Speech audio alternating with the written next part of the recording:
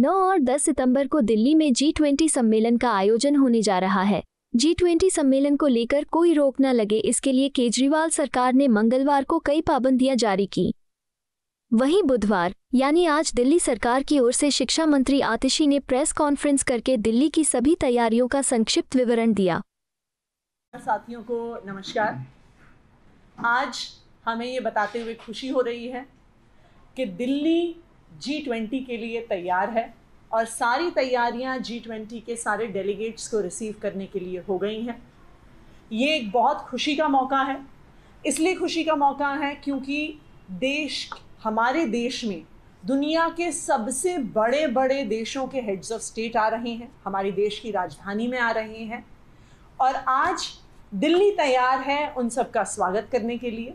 और हमें इस बात का पूरा भरोसा है कि दिल्ली G20 के सभी डेलीगेट्स का दिल जीत लेगी। G20 की तैयारियां पिछले कई सालों से चल रही हैं और G20 की तैयारियों में दिल्ली में काम करने वाली सभी एजेंसी, सभी सरकारों ने मिलकर काम किया है। सबने अपनी अपनी भागीदारी की है, जिसकी वजह से आज G20 के लिए दिल्ली तैयार है।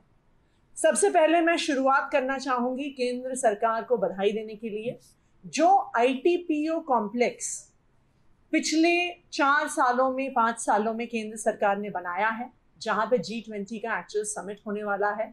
एक बहुत शानदार कॉम्प्लेक्स बन के तैयार हुआ है जहाँ पे एक्चुअली G20 होस्ट होगा। और ऐसा शानदार कॉम्प्लेक्स बनाने के लिए मैं केंद्र सरकार को बधाई देना चाहती हूँ।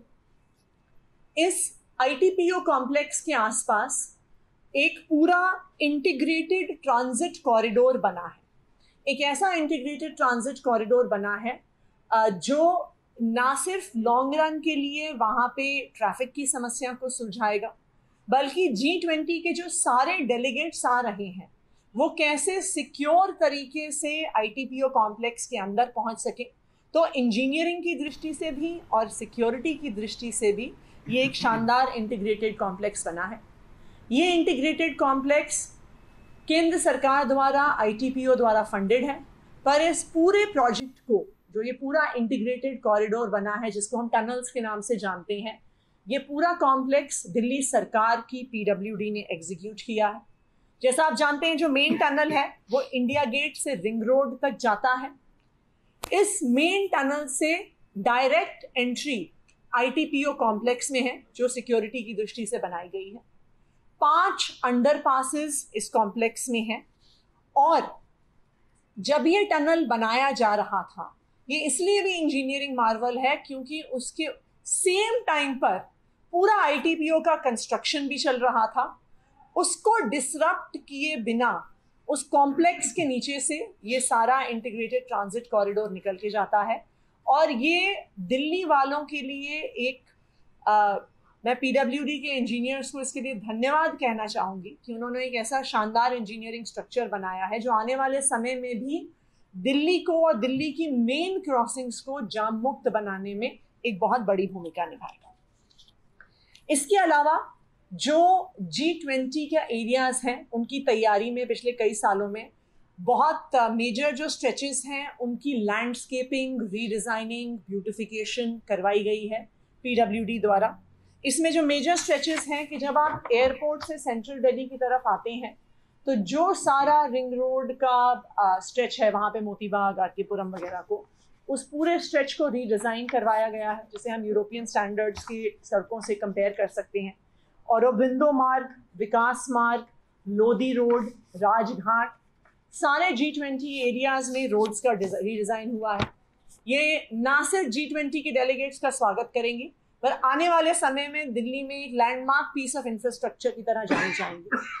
इवन जो पूरा भैरव मार्ग है, which is just outside the ITPO complex, उसको भी रीडिज़ाइन किया गया है, पूरे को ब्यूटिफाई किया गया है। उसमें पूरे लेन्स को रीडिज़ाइन करके और भैरव मार्ग को ब्यूटिफाई किया गया है। 10 ऐसी सड़कें हैं जो बिल्कुल नई बनाई गई हैं, जो भी G20 के लिए तैयारी में बनाई गई हैं।